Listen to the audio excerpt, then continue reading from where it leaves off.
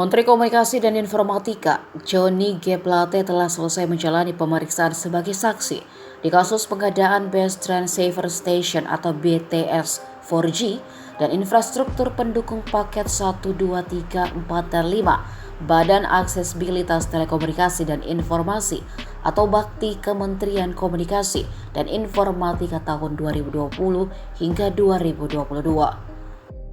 Dilansir dari kompas.com di Gedung Bundar Kejagung, Jakarta, Selasa 14 Februari, sekitar pukul 18.01 waktu Indonesia Barat, Johnny terpantau keluar dari gedung pemeriksaan di Kejagung.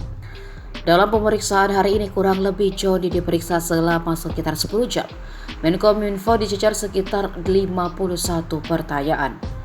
Ia mengaku telah menjawab secara rinci dan penuh tanggung jawab terhadap pertanyaan yang disampaikan penyidik Kejagung.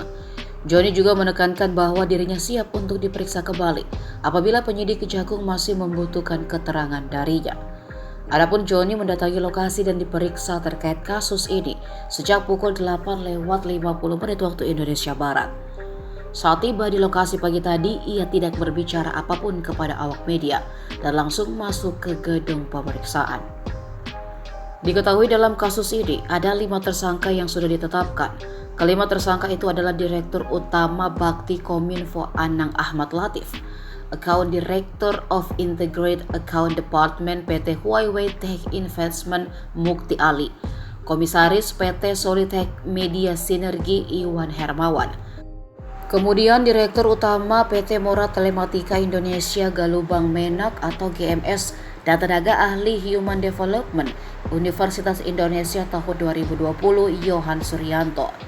Akibat perbuatan para tersangka dijerat pasal 2 ayat 1 dan pasal 3 Jungto pasal 18 Undang-Undang RI nomor 20 tahun 2001 tentang perubahan atas Undang-Undang RI nomor 31 tahun 1999 tentang pemberantasan tindak pidana korupsi Jungto pasal 55 ayat 1 ke 1 KUHP.